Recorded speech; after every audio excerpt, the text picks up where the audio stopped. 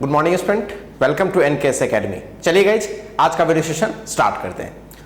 Guys, जैसा कि आपको पता है कि प्रीवियस वीडियो सेशन में हमने वेक्टर सम में parallelogram law of vector addition कर लिया था और उसमें मैंने आपको बताया था कि अगर हमारे पास दो वेक्टर्स हैं और दोनों वेक्टर की टेल को हम एक साथ कर लें, ए और बी वेक्टर के टेल को एक साथ कर लें, तो इन दो वेक्टर की जो रिजल्टेंट होती है यानी सम वाली वेक्टर होती है, दरअसल इन दोनों से बनने वाला जो पैरेललोग्राम है उसके डायगोनल के साइड में होती है। जो डायगोनल होती है वही डायगोनल दरअसल इस वेक्टर ए और बी वेक्टर की सम देती है, जिसे हम लोग कैपिटल आर से डिनोट किए थे।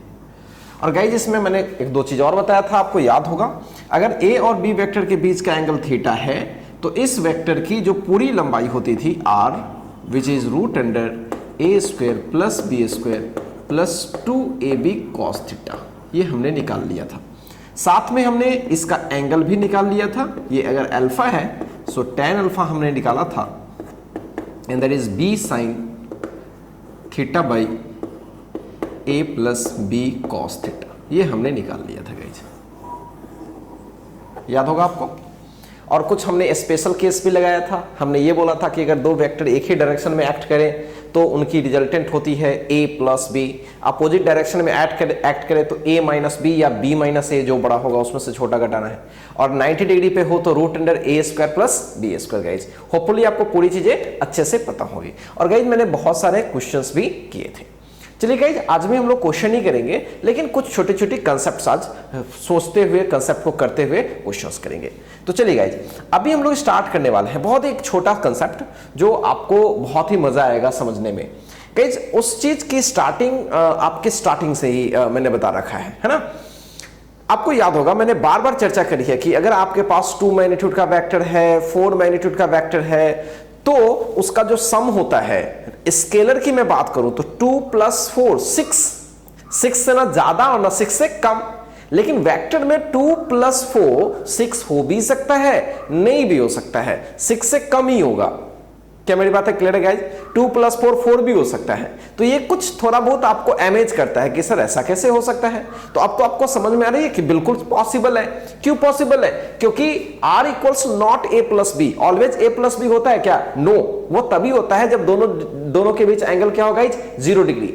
अगर कोई 60 डिग्री हो जाए, 90 डिग्री हो जाए, 180 डिग्री हो जाए, तो चीजें क्या होने लगती है गाइस? बदलने लगती है। सो साफ क्लियर है कि अगर हमसे कोई बोले कि दो वेक्टर का रिजल्टेंट निकालो तो क्या वो हमेशा a प्लस बी होगा? नहीं। तो गाइस, एक कमाल की बात ये है। तो फिर आपके दिमाग में हो रहा होगा सर ज्यादा से ज्यादा क्या हो सकता है, और फिर सर कम से कम क्या हो सकता है। ये तो आप बता सकते हो ना, क्या होगा एग्जैक्टली ये तो बताना मुश्किल है, क्योंकि थीटा कुछ भी हो सकता है 0 और 180 डिग्री के बीच। लेकिन ये तो बता सकते हैं ना कि मैक्स क्या होगी और मीन क्या होगी। तो चलिए गाइस, वही हम लोग डिस्कस करने वाले हैं कि मैक्सिमम वैल्यू ऑफ सम क्या हो सकती है दो वेक्टर की, और मिनिमम वैल्यू ऑफ सम क्या हो सकती है। तो गाइस, बात करते हैं हम लोग भी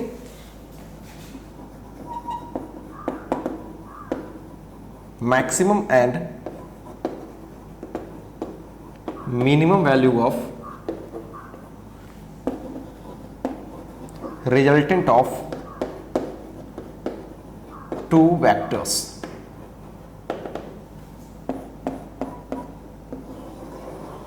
clear guys? Maximum and minimum value of resultant of two vectors. Suppose कीजिए गाइस, हमारे पास दो वेक्टर्स हैं, हालांकि फोटो में दिया गया है ऊपर, फिर से मैं इसको बनाता हूं। सपोज कीजिए कि हमारे पास दो वेक्टर है ए और बी, और इन दोनों के बीच एंगल थीटा है। अब तो आपको पता है कि इनका रिजल्टेंट क्या होगा गाइस? बिल्कुल, इनका रिजल्टेंट होता है रूट अंडर ए square plus B square plus 2ab cos theta. अब गाइस, इस इक्वेशन में जरा आप विचार कीजिए, क्या a और b हम बदल रहे हैं? नहीं, a और b तो कोई दिया हुआ वेक्टर ऑलरेडी है। क्या मेरी बात क्लियर है? मान लीजिए कि a और b वेक्टर के मैग्नीट्यूड को मैंने चेंज नहीं किया। मेरे पास दो वेक्टर की मैग्नीट्यूड गिवन है, 4 मैग्नीट्यूड और 3 मैग्नीट्यूड। हाँ, डायरेक्शन गिवन नहीं है। कोई हो सकता है 4 मैग्नीट्यूड की ऐसे लग जाए और 3 मैग्नीट्यूड की ऐसे लग जाए, हो सकता है ऐसे लग जाए, हो सकता है ऐसे लग जाए, हो सकता है ऐसे लग जाए। क्या मेरी बात क्लियर है गाइस? सो कमाल की बात यह है कि बदल क्या रहा है यहां, आप विचार कीजिए गाइस, बदल क्या रहा है? बदल रहा है इनके बीच का एंगल। सो हम लोग क्या करने जा रहे हैं कि इसके पूरे के पूरे सिचुएशंस के लिए हम लोग क्या करने वाले हैं, इसका मैक्सिमम सम निकालने वाले हैं और मिनिमम सम निकालने वाले हैं for all values of theta's. सारे थीटास पे हम लोग बात करके देखेंगे, ठीक है गाइज। तो ये चीज तो आपको पहले से भी पता है और मैंने मैथमेटिकल टूल्स में बता रखा है कि cos थीटा का ज्यादा से ज्यादा वैल्यू 1 हो सकता है और कम से कम वैल्यू -1। ये बात हमेशा ध्यान रखिएगा, साइन और cos की मैक्सिमम वैल्यू +1 होती है और मिनिमम वैल्यू -1। अब गाइज आप अच्छे से देखो, क्या r यहां पे थीटा पे ही डिपेंड कर रही है, यानी cos थीटा पे डिपेंड कर रही है? बोलोगे हाँ, a और b तो फिक्स्ड ही है, उसकी मैग्नीट्यूड तो फिक्स्ड ही है। तो यहां पे थीटा वेरिएबल है और r चूंकि थीटा पे डिपेंड कर रही है, तो जैसे जैसे cos थीटा की वैल्यू बढ़ेगी ये पूरी बढ़ेगी, cos थीटा की वैल्यू घटेगी पूरी घटेगी। साफ दिख रहा है, ऐड हो रहा है, इसलिए मैं कह रहा हूं। क्लियर है गाइस? सो यहीं पे मैं लिखता हूं for r to be maximum, r को मैक्सिमम होने के लिए cos थीटा का वैल्यू मैक्स होना जरूरी है और cos थीटा का वैल्यू मैक्स होता है कितना, 1 ही होता है। अगर मैं 1 को डाल दूं तो क्या r की मैक्स वैल्यू पता पड़ जाएगी गाइस? बोलो, क्योंकि cos थीटा पे ही तो डिपेंड कर रही है और वो मैक्स हो जाएगी तो r भी मैक्स हो जाएगा। सो a square plus b square plus 2ab into 1, कुछ भी नहीं है। अच्छा, तो ये तो a प्लस बी का होल स्क्वायर हो गया, which is a plus B. अच्छा, एक बात ही समझ में आ गई कि अगर हमारे पास दो वेक्टर्स हैं तो दोनों वेक्टर की जो मैक्सिमम वैल्यू हो सकती है डायरेक्ट सम के बराबर हो सकती है। यानी 3 और 4 मैग्नीट्यूड की दो वेक्टर है तो ज्यादा से ज्यादा जोड़ उनका हो सकता है 7। क्लियर है गाइस? अब कम से कम जोड़ क्या होगा, चलिए उस पर भी बात अपन कर लेते हैं। यहां पे r मिनिमम के लिए लिखते हैं, for r to be minimum. अब मिनिमम के लिए cos थीटा मिनिमम होना चाहिए और cos थीटा का मिनिमम वैल्यू होता है -1। उसको इसमें पुट करने की कोशिश करते हैं तो r मिनिमम हम क्या देखेंगे, root under a square plus B square -2ab होगा गाइस। क्यों होगा सोचो, यहां पे हम -1 डालेंगे तो पीछे माइनस आ जाएगा, so -2ab and this is what, this is b minus a या a minus b whole square, कुछ भी लिख सकते हो। इसका मतलब है कि ये हो गया a माइनस बी या b माइनस a। तो गाइज एक बात तो समझ में आ गई कि r की जो मिनिमम वैल्यू होगी दरअसल बड़े वाले में से छोटे वाले को घटाने पे जो होगा वो वही होगी। यानी ये बात पता पड़ गया हमें गाइज, ये बात हमें पता पड़ गया कि अगर एक 10 मैग्नीट्यूड की वेक्टर है और अगर एक 2 मैग्नीट्यूड की वेक्टर है तो दोनों वेक्टर का ज्यादा से ज्यादा सम 12 होगा और कम से कम क्या होगा, 8 और 12 के बीच कुछ भी हो सकता है सम। जब तक कि एंगल नहीं देगा तब तक हम डिसाइड नहीं कर सकते। हाँ, इतना जरूर कह सकते हैं कि 8 और 12 के बीच कुछ भी हो सकता है, करोड़ों सम हो सकते हैं। बिल्कुल गाइस, अगर दो वेक्टर आपसे पूछ दे, अगर ऐसा सवाल कोई पूछे कि दो वेक्टर है आपके पास, बताओ तो इनका सम क्या होगा, बोलोगे ये कैसा सवाल है भाई। तो अगर आपसे कोई पूछता है कि अगर एक वेक्टर 10 मैग्नीट्यूड का है और एक वेक्टर 5 मैग्नीट्यूड का है तो इसका मैक्सिमम और सम और मिनिमम सम जो भी होगा उसके बीच इसके सम कुछ भी हो सकते हैं, कुछ भी हो सकते हैं। क्या मेरी बातें क्लियर है गाइस? कहीं से कोई कंफ्यूज तो नहीं हो? चलिए आगे बढ़ते हैं। अब गाइस क्या हो रहा है कि अब इस पे बेस्ड कुछ सवाल भी सेट कर देते हैं। लोग कैसे सवाल सेट करते हैं मैं आपको एक छोटा सा एग्जांपल देके बताता हूं। If the maximum and minimum sum of two vectors are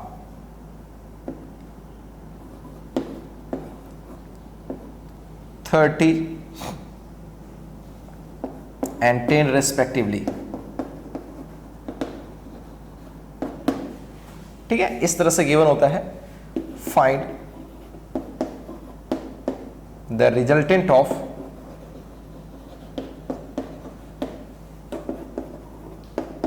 two vectors if angle between two vectors is 60 degree. बहुत ही सिंपल सवाल है गाइज। इसमें क्या बोला गया है आप एक बार अच्छे से पढ़ें। दो वेक्टर की मैक्सिमम और मिनिमम सम दी गई है, एक 30 है और एक 10 है रेस्पेक्टिवली। मैक्सिमम 30 है और मिनिमम क्या हो सकता है 10। तो आपसे पूछा गया है कि तो अब बताओ उसकी रिजल्टेंट क्या होगी जब उसके बीच 60 डिग्री एंगल होगा। क्या मेरी बातें गेट कर रहे हो गाइस? इसका मतलब यह है कि थीटा का वैल्यू 60 दे रखा है, हमें ए वेक्टर चाहिए होगा, मतलब उसकी मैग्नीट्यूड चाहिए होगा और बी वेक्टर की मैग्नीट्यूड चाहिए होगा, तभी तो हम रिजल्टेंट निकाल पाएंगे गाइस। तो चलिए बात करते हैं, आइए देखते हैं। देखिए गाइज, आर अगर मैक्स की बात करें तो वो तो गिवन है 30 और आर मैक्स को हम ए प्लस बी तो लिख ही सकते हैं। अगर मैंने ए वेक्टर को बड़ा वेक्टर माना तो ए प्लस बी 30 मान सकते हैं और आर हम मिनिमम को 10 बोलेंगे तो ए माइनस बी कितना होगा 10। इतना तो गाइज हम लिख ही सकते हैं। तो फ्रॉम फर्स्ट एंड सेकेंड अगर हम सॉल्व करते हैं तो सॉल्व करने पे आप देख रहे हैं दोनों को ऐड करना पड़ेगा हमें। जैसे ही हम ऐड करेंगे so this 2a will be 40, so a will be 20। ए का पता चल गया और सिमिलरली बी पता चल जाएगा, वो तो 10 ही होगा गाइज। क्यों? क्योंकि a प्लस बी 30 है तो a अगर 20 हो गया तो b will be 10। So guys a और b का वैल्यू हमने निकाल लिया, इसमें कहीं कोई दो राय तो नहीं है गाइज।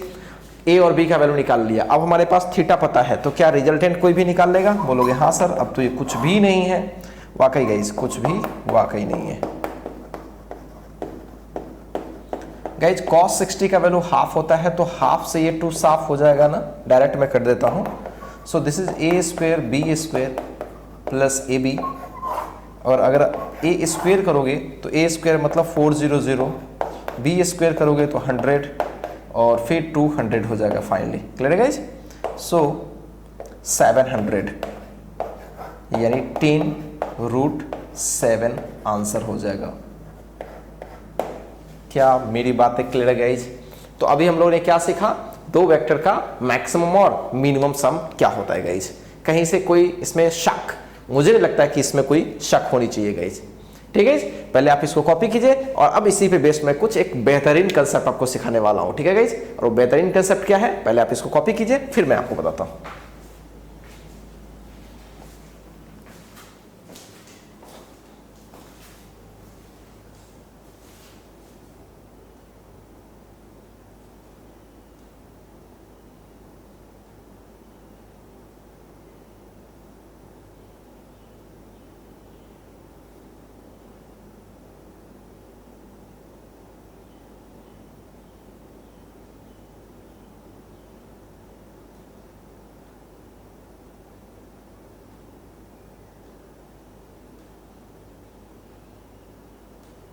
चलिए गाइज आगे बढ़ते हैं।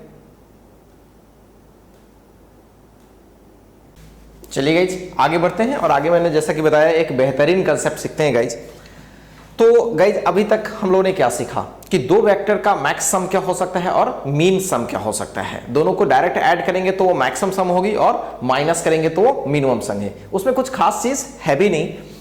अब गाइज थोड़ा सा समझने की कोशिश करते हैं कि तीन वेक्टर की सम जीरो कैसे हो सकती है। तीन वेक्टर की सम जीरो कैसे हो सकती है? अगर गाइज मैं दो वेक्टर की बात करूं, दो वेक्टर का सम कैसे जीरो होगा जरा मुझे बताओ, दो वेक्टर कब जीरो होगा? चलिए एक छोटा सा कंसेप्ट डिस्कस करते हैं।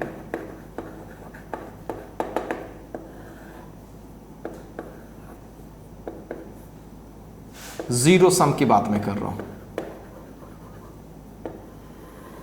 जीरो सम, ठीक है, बाय टू वेक्टर्स।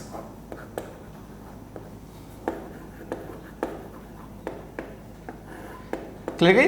दो वेक्टर के द्वारा जीरो सम कैसे होगा?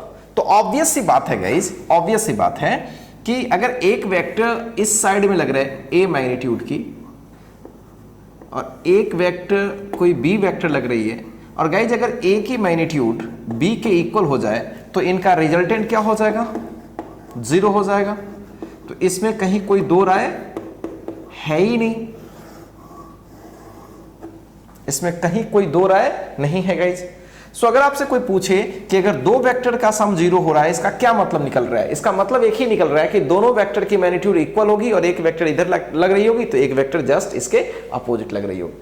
क्या मेरी बात क्लियर है guys? So this is quite easy, इसमें कुछ भी खास नहीं है। अब गाइस इसमें जो इंपॉर्टेंट है वो ये है, zero sum by three vectors.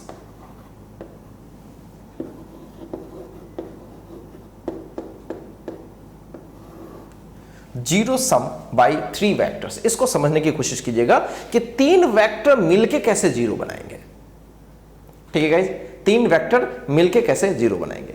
अब आपके पास तो ढेर सारे अकल होंगे लगाने के लिए, तो आप ऐसे भी सोचोगे, ठीक है, आप ऐसे जनरली सोचोगे कि चलिए सर एक वेक्टर मेरे पास ए है और एक वेक्टर मेरे पास बी है और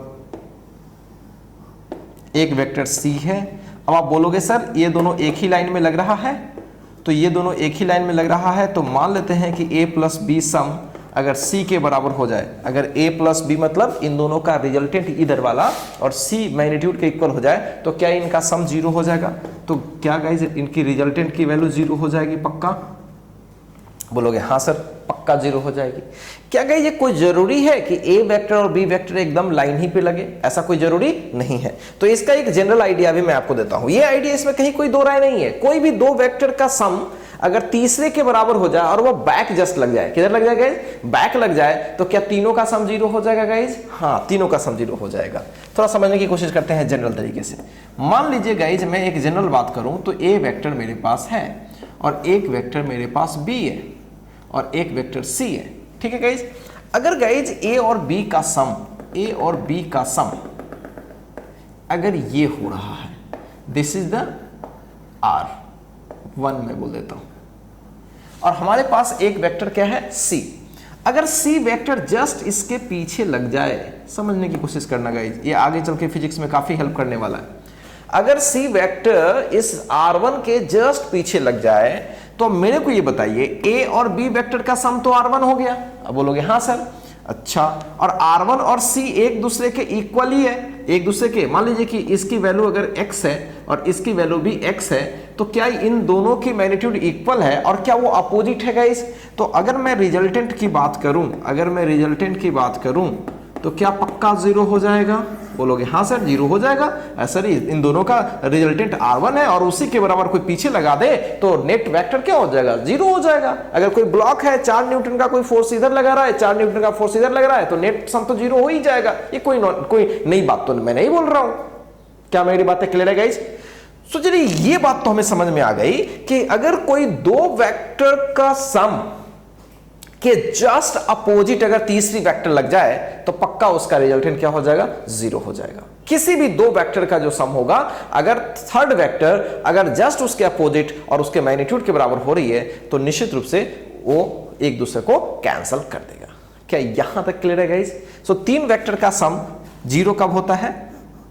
3 वेक्टर का सम जीरो कब होता है? If sum of any 2 vector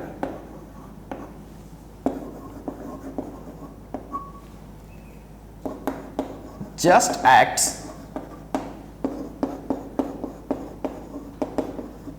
opposite to the third vector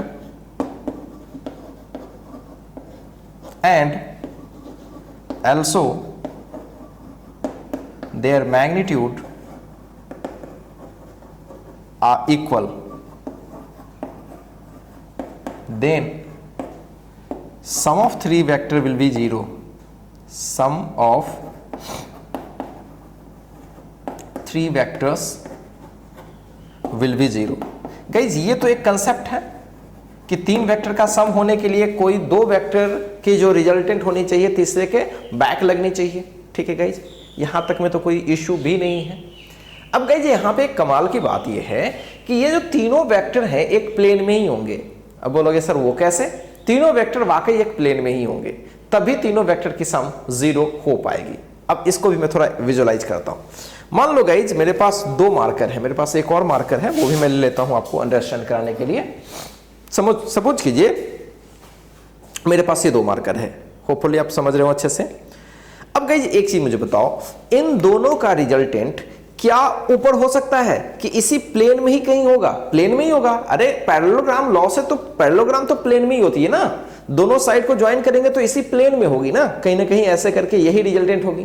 तो ये तो साफ जाहिर है कि ए वेक्टर और बी वेक्टर का जो रिजल्टेंट होगा इसी प्लेन में कहीं होगा, इसमें तो कहीं कोई दो राय नहीं है बच्चों। चलो इसी प्लेन में होगा।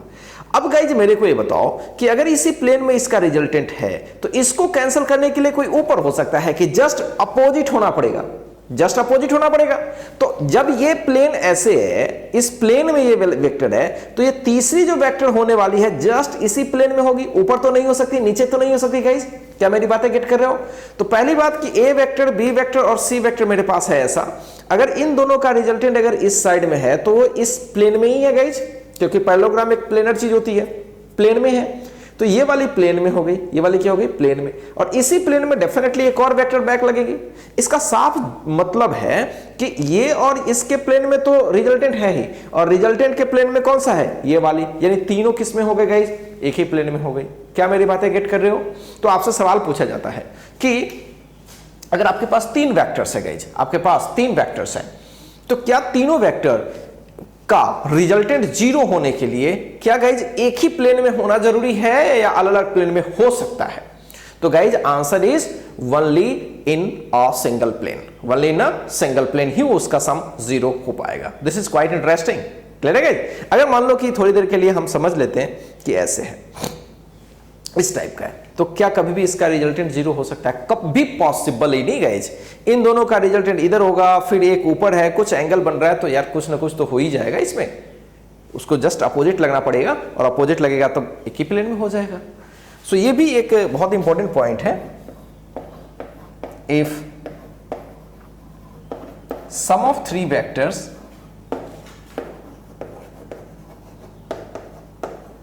is 0, then this implies that all vectors, मतलब 3 vectors lie in same plane। ये भी एक कमाल की फैक्ट हमें मिल रही है। ठीक है, ये सारे सवाल कहीं ना कहीं पूछे जाते हैं आपसे। ठीक है गाइज?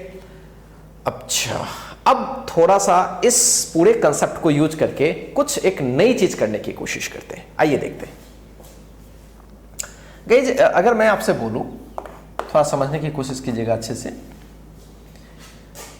अगर आपसे डायरेक्ट दे दिया जाए कि चलो आपके पास 3 वेक्टर्स है, डायरेक्शन आपकी मनमर्जी है, आप जैसे लेना है ले लो, बस मैं आपको 3 वेक्टर की मैग्नीट्यूड प्रोवाइड कर रहा हूं, 3, 4, 5, और मैं पूछ रहा हूं कि क्या ये 3 मैग्नीट्यूड वाले वेक्टर्स दिख रहे हैं, 3 वेक्टर्स दिख रहे हैं, क्या इनका सम कभी 0 हो सकता है? आपसे मैं पूछा गया है, या फिर आपको ये डिसाइड करने के लिए बोला गया है। ठीक है, decide whether the sum of 3 vectors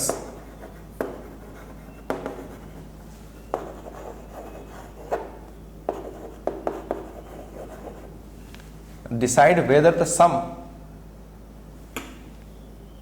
of 3 vectors will be 0, which magnitudes are given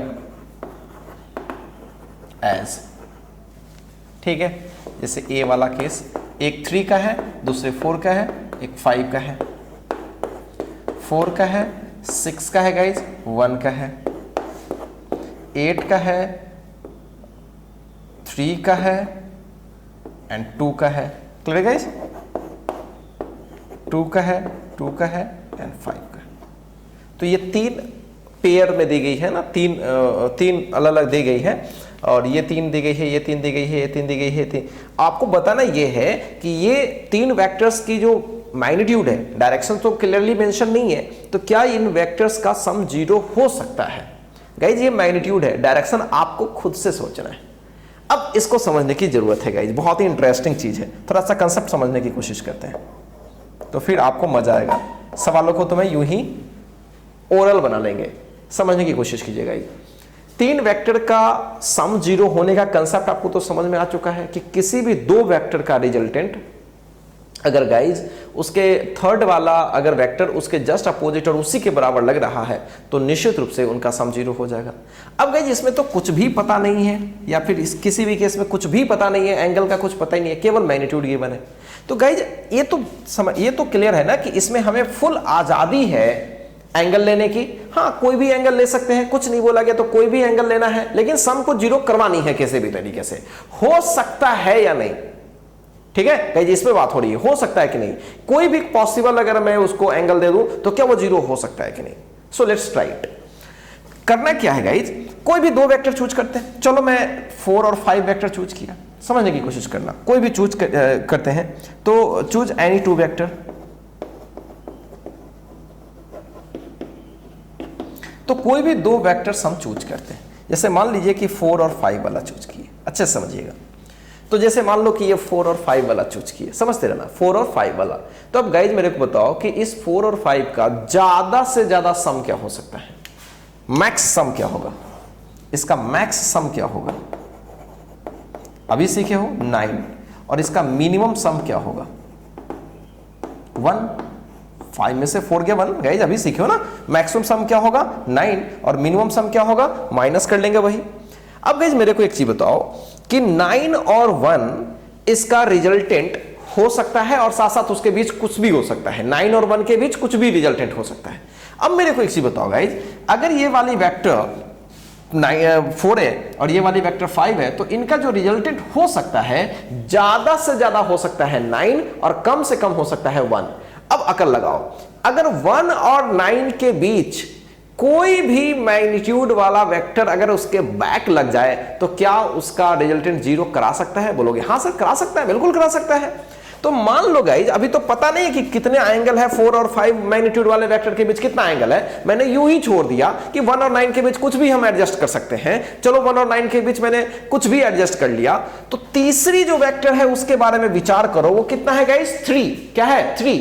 अब मेरे को ये बताओ क्या 4 और 5 का रिजल्टेंट कभी 3 हो सकता है? बोलोगे हाँ सर 1 और 9 के बीच कुछ भी हो सकता है तो 3 क्यों नहीं हो सकता है? तो चलो इसका तो मैग्नीट्यूड 3 हो सकता है। अब बोलोगे सर ऐसा करते हैं ना, ये 3 वाला इसके बैक में लगा लेते हैं, पीछे में लगा लेते हैं, तो एक इन दोनों का रिजल्टेंट 3 आया और बैक में 3 लगाया, क्या रिजल्टेंट 0 हो जाएगा गाइज? बिल्कुल 0 हो जाएगा, इसमें कहीं कोई शक की बात नहीं है। क्या मेरी बातें गेट कर रहे हो? फिर से समझो, मैंने बोला कि 4 और 5 कोई दो वेक्टर को उठाया 4 और 5, क्योंकि हमें पता नहीं है एंगल क्या है, तो कोई भी दो वेक्टर को उठा लिया। एंगल की छोड़िए, मैक्सिमम सम क्या हो सकता है दो वेक्टर का? तो बोलोगे सर 9 हो सकता है। मिनिमम क्या हो सकता है? तो 1। अब मेरे को ये बताओ मैक्सिमम और मिनिमम में के बीच कुछ भी हो सकता है। चलो तो उन दोनों का सम तो हमें आइडिया लग गया कि क्या हो सकता है और क्या नहीं हो सकता है। मतलब 1 से पीछे नहीं हो सकता और 9 से आगे नहीं हो सकता, 9 से पीछे और 1 से आगे, 1 भी हो सकता है 9 भी हो सकता है। अब गई तीसरी वेक्टर, अब सोचो सम करनी है तो ऑब्वियस सी बात है कि इनका जो भी रिजल्टेंट आएगा अगर उसी के बराबर बैक लग जाए तो रिजल्टेंट तो 0 हो ही जाएगा ना। क्या मेरी बातें समझ रहे हो? अभी मैंने देखा कि भाई इन दोनों का मैक्सिमम और मिनिमम सम 1 और 9 आ रहा है और हमारे पास 3 है, तो क्या ये 3 के पास ये औकात है कि इन दोनों वेक्टर के सम को 0 कर ले? बोलोगे हाँ सर क्यों नहीं औकात है, क्योंकि उसका कभी ना कभी तो 3 आएगा, एक ऐसा एंगल एडजस्ट करेंगे ताकि उनका सम 3 आ जाएगा और 3 वाले को बैक लगा देंगे, बिल्कुल 0 कर सकते हैं। तो होपफुली मेरी बात समझ रहे हो गाइस? बिल्कुल समझ में आ रहा होगा। तो जो थर्ड वेक्टर है,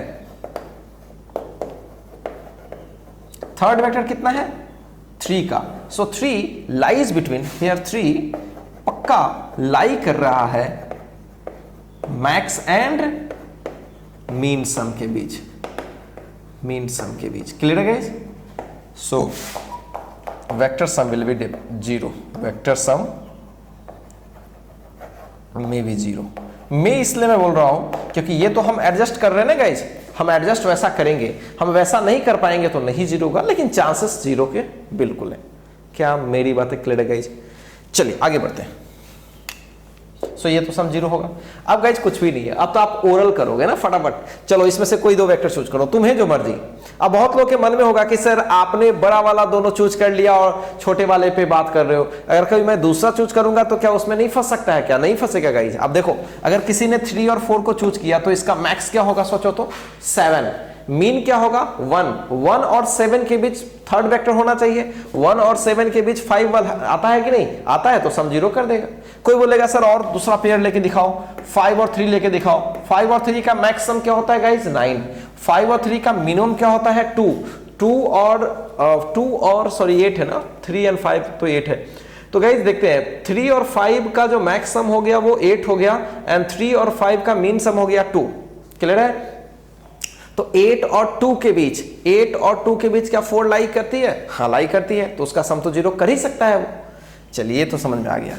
अब बी वाले केस करते हैं। अब इसमें पूछा जाएगा कि सम जीरो हो सकता है कि नहीं, कोई तुम दो उठाओ, मैं तो यही दोनों उठाता हूं। मैक्सिमम सम कितना है गाइज, इसका मैक्सिमम सम है 7 और इसका मिनिमम सम कितना है गाइज 5। अच्छा तो 7 और 5 के बीच 4 आ जाएगा गाइज, नो बिल्कुल नहीं। तो क्या इसका सम जीरो कभी कर सकता है? 4 की ये औकात ही नहीं है कि 6 और 1 से बनी हुई सम को कैंसिल करे, क्योंकि कम से कम इसका सम भी देगा तो 5 का देगा, जो 4 के बस की बात नहीं है गाइज, बिल्कुल। सो क्या इसका सम कभी जीरो हो सकता है? नहीं हो सकता है। क्यों नहीं हो सकता गाइज? अगर थोड़ा एक्सप्लेन करना चाहो तो आप लिख सकते हो 6 1 लिख देना। तो इसका जो मैक्स होगी वो होगी 7 और मीन होगी डेफिनेटली 5। तो इसके बीच कभी कभी लाई नहीं करता है, 4 डजंट लाई बिटवीन 5 and 7। तो कभी हम कभी कोई पॉसिबिलिटी बन ही नहीं पा रही है। सी की बात करते हैं। मैक्स देखो तो 11, मीन देखो तो 5। अरे वाह, मैक्स 11 मीन 5 और 11 के बीच 2 की क्या औकात है क्या कैंसिल करने की? बोलोगे नहीं सर। क्या मेरी बातें गेट कर रहे हो गाइस? अब आ जाओ डी में। 2 और 2 का सम मैक्सिमम सम बोलो, 2 और 2 का मैक्सिमम सम 4, मिनिमम 2 में से 2 गया 0, यानी इसका कम से कम सम होगा तो 0, मैक्सिमम सम होगा तो 4। क्या 5 की औकात है कि इसको कैंसिल कर सके? नहीं कैंसिल कर पाएगा, 5 ज्यादा ही एक्चुअली। क्या मेरी बातें समझ में आ रही है? तो इसका भी सम कभी 0 हो ही नहीं सकता। आप चाहो तो इससे भी अंडरस्टैंड कर सकते हो चीजों को। 5 2 का मैक्सिमम कितना हो जाएगा 7, 5 2 का मिनिमम क्या होगा 3 और 7 के बीच जो वेक्टर होगी क्या 2 से कैंसल्ड आउट हो जाएगी? कभी भी कुछ भी कोशिश कर लो नहीं होगी। सो ये भी नहीं हो पाएगा। क्या मेरी बातें क्लियर गाइस? कुछ और सवाल लगा लो यहीं पे, कुछ छोटा छोटा सवाल और लगा लो। चलो गाइस 3 5 and 8। अब बताओ क्या इसका सम 0 हो सकता है कि नहीं? सोचो, किसी दो को उठा लो, 3 5 को उठा लो। 3 5 का मैक्सिमम 8, मीन 2 और 8 के बीच 8 है, हाँ बीच तो नहीं है लेकिन 8 ही के बराबर है। तो मान लो कि 3 और 5 का जब मैक्सिमम सम हो रहा होगा 8 और 8 वाला बैक लग जाए तो 0 कर सकता है। सो ये तो चांस है। अगर आप इधर से सोचो 8 और 5 से सोचो तब भी चलेगा। 8 5 13 है ना, और 8 में से 5 गया 3। क्लियर है गाइस? तो 3 और 13 के बीच 3 वाला कैंसिल कर पाएगा? हाँ, जब मिनिमम होगा और पीछे 3 का लग जाएगा तो वो कैंसिल कर पाएगा। सो ये भी हो सकता है। कहीं से कोई दो राय है गाइस? नहीं। चलिए गाइस, तो आगे बढ़ना चाहेंगे हम लोग। अभी इस कंसेप्ट को पहले आप कॉपी कर लीजिए और इस तरह से जो भी सवाल मिलेंगे गाइस, अगर आपको ऑर्डर्ड पेयर में मिलेंगे वेक्टर्स और बोला जाएगा कि इसका सम 0 होगा कि नहीं, तो आप रेडिली बता पाओगे। देखो दो वेक्टर को, सम निकालो, मैक्स निकालो, मीन निकालो और फिर उसके बेसिस पर तय कर लो कि सम 0 होने वाला है। तो चलिए गाइस, कॉपी कर लीजिए इसको, आगे बढ़ते हैं फिर इसके बाद।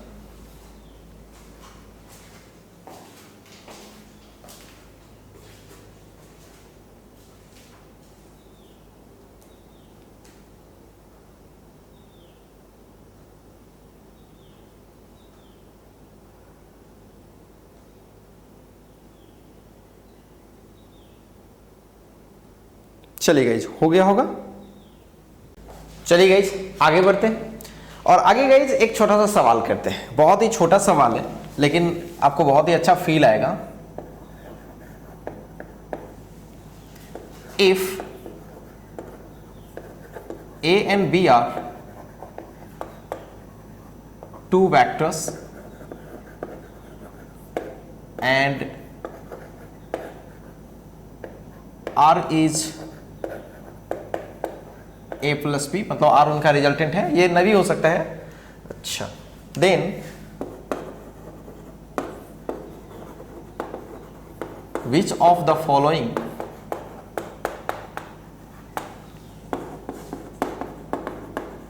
options are correct? ठीक है, एक से ज्यादा भी हो सकता है। चलिए, पहली जो ऑप्शन है वो इस तरह से है।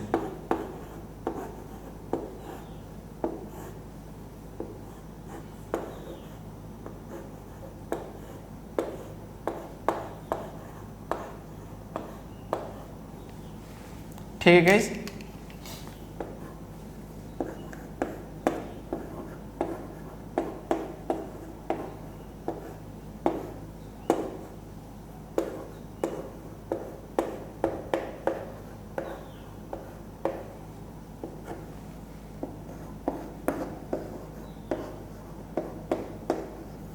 इसको इक्वल मत करो।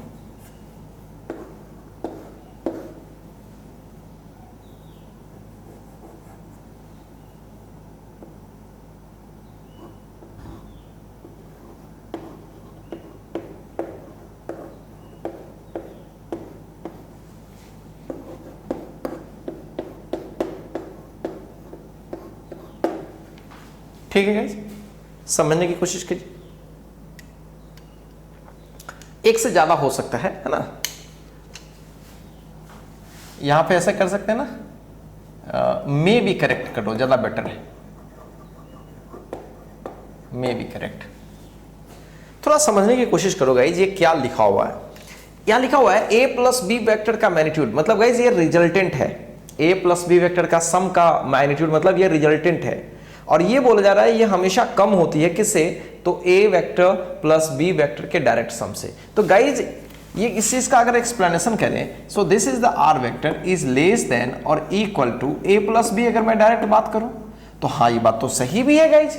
अभी थोड़ी देर पहले पढ़ा कि कोई भी दो वेक्टर का जो मैक्सिमम सम होता है a प्लस बी होता है। कोई भी रिजल्टेंट या तो उसके बराबर हो सकता है, या जब भी होगा तो उससे कम ही होगा। तो गाइस ये बात तो सही है कि a प्लस बी के डायरेक्ट सम से मैक्सिमम सम से कम ही होगा। सो a is the correct answer. क्या इसमें कहीं कोई दो राय है? अगर बी ऑप्शन को पढ़ेंगे तो इसमें बोला गया है कि दो वेक्टर का जो रिजल्टेंट है क्या डायरेक्ट सम से भी बड़ी हो सकती है गाइस। क्या ऐसा लिख सकते हैं, क्या r बड़ी हो जाएगी a प्लस बी से? कभी पॉसिबल ही नहीं है, क्योंकि मैक्सिमम ही होता है गाइस a प्लस बी, तो उससे बड़ा कोई सम पॉसिबल है नहीं है, तो ये तो गलत हो जाएगा। अब यहां पे क्या लिखा है गाइस, ये भी देख लो। बोला गया a प्लस बी वेक्टर की मैग्नीट्यूड क्या vector a plus vector b के बराबर होगी। सोचिए, क्या बोला गया है कि r वेक्टर क्या a प्लस बी वेक्टर के इक्वल होगी, r वेक्टर क्या a प्लस बी वेक्टर के इक्वल होगी। हाँ, हो सकती है गाइज, जब ये मैक्स हो जाए, जब क्या हो जाए, मैक्स हो जाए। हाँ, मैक्सिमम नहीं होगी तो a प्लस बी से कम होगी, जो ऊपर वाले में लग रही है। तो ऊपर वाले में अगर ध्यान से देखोगे तो लेस देन वाला भी है और इक्वल वाला भी है। तो इक्वल वाला अगर अकेले आ रहा है तभी तो टिक लगा ही सकते हैं। मे की बात हो रही है गाइज, किसकी बात हो रही है, क्या सही हो सकता है। ये तो कभी सही नहीं हो सकता, और ये तो खैर नन ऑफ दिस की बात कर रहे हैं गाइज। तो क्या मेरी बातें क्लियर है गाइज? मैक्सिमम और मिनिमम सम से चाहे तो हम इस चीज को भी निकाल सकते हैं। क्या कहीं से कोई डाउट गाइज? तो चलिए गाइज, ये रहा parallelogram law of vector addition guys. ठीक है, अब इस पे बेस्ड कोई भी सवाल आएगा, आपको आइडिया दे दिया गया है और आप सवाल आराम से टैकल कर पाएंगे। चलिए गाइज, आगे बढ़ते हैं। और आगे अब हम लोग को आगे सम करनी होगी, जिसको हम लोग बोलते हैं polygon law of vector addition. तो गाइज उस सम को करने से पहले हम लोग वेक्टर की डिफरेंस करना सीखेंगे, मतलब a माइनस बी या b माइनस ए निकालना सीखेंगे गाइज। एक्चुअली वेक्टर का डिफरेंस का कोई अलग से रूल नहीं है, जो आपने सम पढ़ा है जस्ट उसी का एक रीअरेंजमेंट है। उसी को अगर मैं रीअरेंज कर दूंगा तो आपका डिफरेंस भी पता चल जाएगा, जो इसी बेसिस पर पैरेललोग्राम लॉ से भी हम लोग कर सकते हैं। आइए गाइज डिस्कस करते हैं।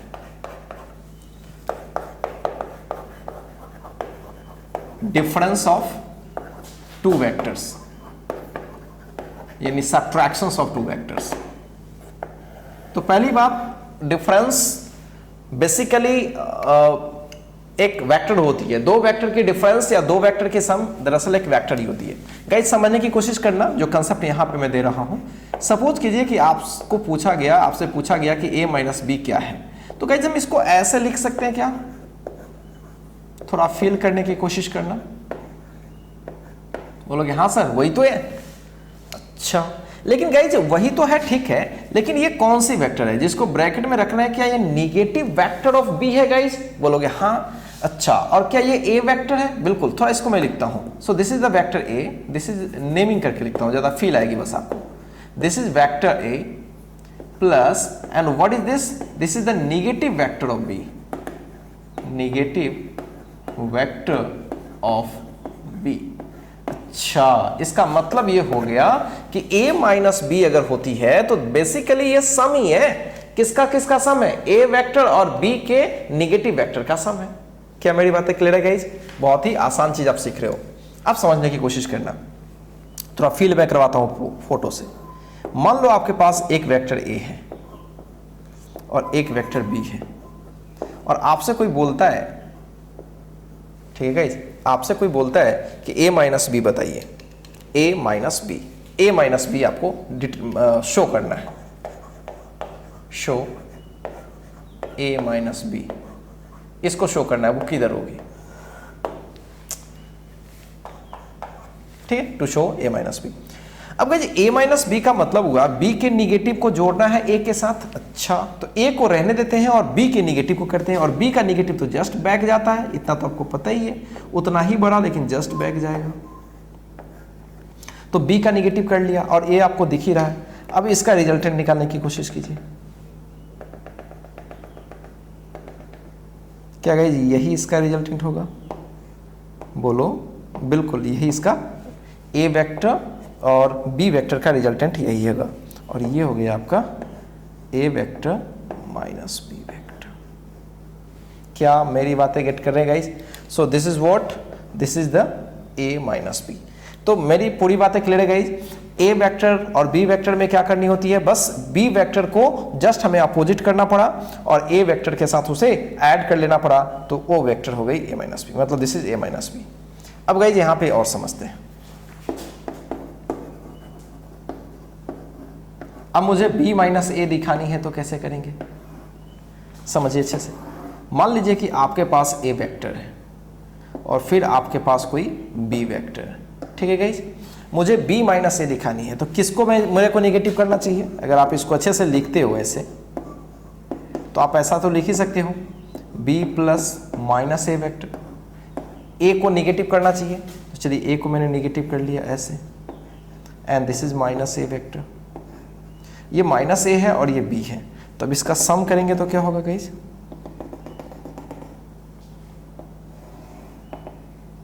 ये वाली वेक्टर क्या हो जाएगी?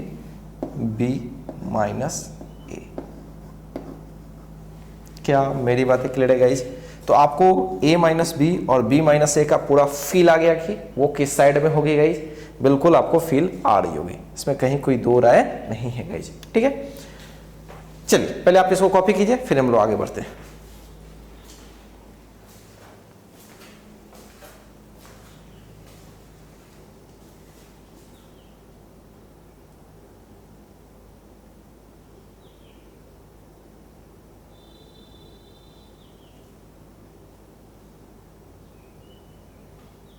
चलिए गाइस आगे बढ़ते हैं। आइए गाइस, अब हम लोग बात करते हैं कि a माइनस बी वैक्टर की मैग्नीट्यूड क्या होगी। जैसे कि a प्लस बी वैक्टर की मैग्नीट्यूड निकालना सीख लिया था, उसी तरीके से हम लोग निकालने वाले हैं अभी। To find a minus B vector magnitude. बहुत ही आसान है गाइस, थोड़ा समझते हैं फटाफट। सपोज कीजिए कि आपके पास एक वेक्टर a है और एक वेक्टर b है, और आपके पास ओरिजिनली देखा जाए तो a और b ही मालूम है, मतलब इनके बीच का एंगल भी मालूम होगा आपको। तो चलिए गाइस, मुझे a माइनस बी वैक्टर का मैग्नीट्यूड, तो सबसे पहले पता करते हैं कि a माइनस बी वैक्टर है किधर। तो a माइनस बी वैक्टर कुछ इस साइड में होगी। पहले तो मैं माइनस बी वैक्टर बना लेता हूं, और ये वाली जो वैक्टर हो जाएगी ये हो जाएगी a माइनस बी वैक्टर। अब गाइस एक बात तो आपको समझना चाहिए कि अगर हम a माइनस बी वैक्टर का मैग्नीट्यूड कर रहे हैं, निकालने की कोशिश कर रहे हैं, तो बेसिकली हम एंगल किसके बीच निकालेंगे? एंगल हम निकालेंगे a वेक्टर, सम तो इन दो वेक्टर का हो रहा है ना, a वेक्टर और माइनस b वेक्टर के बीच का सम हो रहा है ना। एक्चुअल में देखा जाए तो ये डिफरेंस आ रहा है, लेकिन हकीकत में ये क्या है? सम है a वेक्टर और माइनस b वेक्टर। तो अगर आपको इसका रिजल्टेंट निकालना है गाइस, तो इसका रिजल्टेंट निकालना है, इसका मतलब साफ है कि आपको किन दो वेक्टर के बीच का एंगल देखना पड़ेगा? a वेक्टर और माइनस b वेक्टर। फिर से सुनो, a प्लस बी वेक्टर का मॉडुलस निकालते हैं। मॉडुलस का मतलब होता है sum guys. a plus B vector का मॉडुलस का मतलब रिजल्टेंट वेक्टर, इसकी बात हम कर रहे हैं।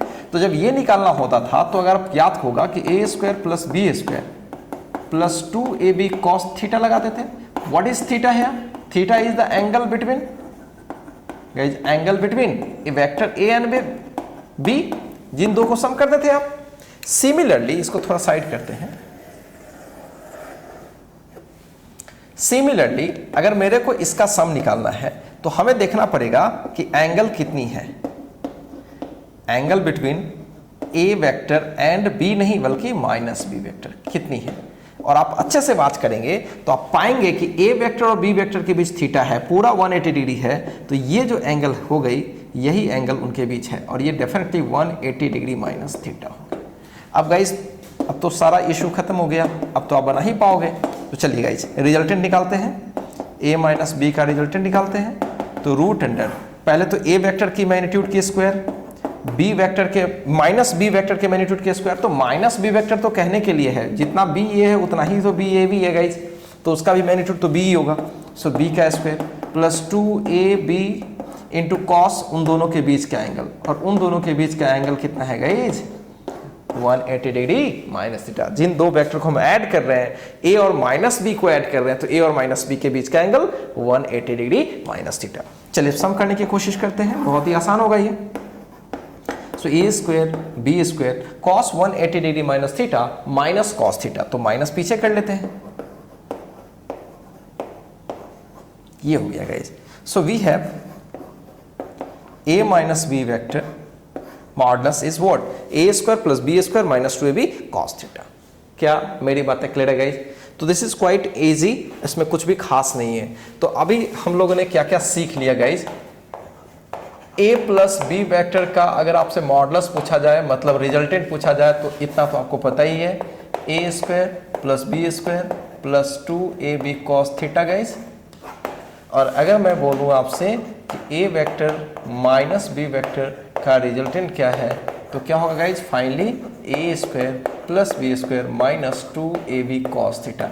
गाइज यहाँ थीटा किसके किसके बीच का एंगल है और यहाँ थीटा किसके किसके बीच का एंगल है? कंफ्यूज बच्चे अभी भी होते हैं गाइज। यहाँ भी थीटा a और b के बीच ही एंगल है और ये भी थीटा a और b के बीच ही है, कंफ्यूज मत कीजिएगा, ठीक है। आपको अगर कंफ्यूजन से बचना है तो गाइज आप इसको ऐसे लिख लेना,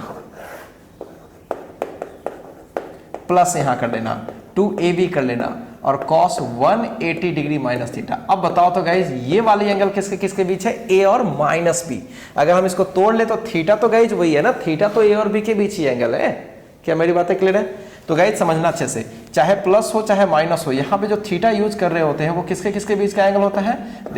angle between a vector and b vector. हमेशा याद रखिएगा, angle between a vector and b vector. Quite easy, clear है गाइज? अब कभी कभी इस पे सवाल पूछे जाएंगे, बहुत इजी सवाल पूछे जाएंगे, कुछ भी खास चीज इसमें होता नहीं है। चलिए मैं एक छोटा सा सवाल आपको कर देता हूं और आज का वीडियो सेशन एंड करेंगे। अगर आपसे कोई पूछ दिया कि ए वेक्टर की जो अगर मैग्नीट्यूड है, ए प्लस बी वेक्टर की मैग्नीट्यूड है और ए माइनस बी वेक्टर के मैग्नीट्यूड के इक्वल है, then find the angle between vector A and vector B. ऐसा बोल रहा है कि अगर ऐसा क्या सिचुएशन होगा, ऐसी कैसी सिचुएशन होगी जिसमें दो वेक्टर की सम की मैग्नीट्यूड और डिफरेंस की मैग्नीट्यूड इक्वल हो जाएगी। तो कुछ नहीं गाइस, बस सॉल्यूशन कर लो, कुछ भी खास इसमें नहीं है। अब सम का तो वैल्यू आपको पता ही है,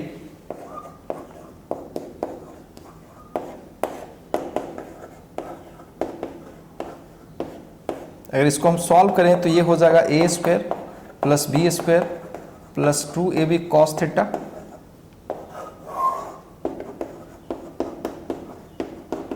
और ये हो जाएगा इस तरह से रूट अंडर। क्लियर है गाइस? स्क्वायर करेंगे तो गायब हो जाएगा रूट,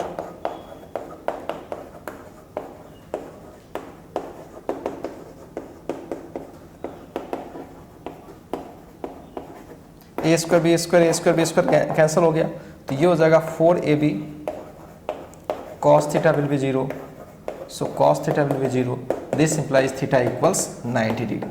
तो दोनों के बीच एंगल कितनी हो जाएगा गाइज? 90 डिग्री। कुछ भी खास इसमें नहीं है। तो होपफुली गाइज आज का वीडियो सेशन आपने काफी एंजॉय किया होगा। अगर आपको दिक्कत होती है तो गाइज इस वीडियो सेशन को आप बार बार देखें, ठीक है। एक बार में नहीं होता है तो आप 2 बार देखें, या कोशिश ये करें कि एक बार चीजों को देख करके कॉपी में अच्छे से नोट कर लें और नोट करने के बाद गाइज उस कॉपी को ही बार बार देखा जाए वीडियो देखने के अलावा। क्या मेरी बातें क्लियर है गाइज? तो चलिए गाइज आज के वीडियो सेशन से लेते हैं विदा गाइज, मिलते हैं नेक्स्ट वीडियो सेशन में। और गाइज नेक्स्ट वीडियो सेशन में हम लोग कुछ और नई चीज करेंगे, कुछ हो सकता है तो कुछ क्वेश्चंस करेंगे और नई चीजों में बस वही करना है, सम ऑफ वेक्टर को आगे हमें बढ़ानी है गाइज, ठीक है। और कुछ सवाल भी लगाएंगे। तो नेक्स्ट वीडियो सेशन में गाइज सम वाली जो है, जिसमें नॉर्मल जो हम लोग सम किए हैं एनालिटिकल मेथड को छोड़ के, वो लगभग हम लोग कंप्लीट कर लेंगे, ठीक है। तो गाइज मिलते हैं नेक्स्ट वीडियो सेशन में, तब तक के लिए बाय, टेक केयर।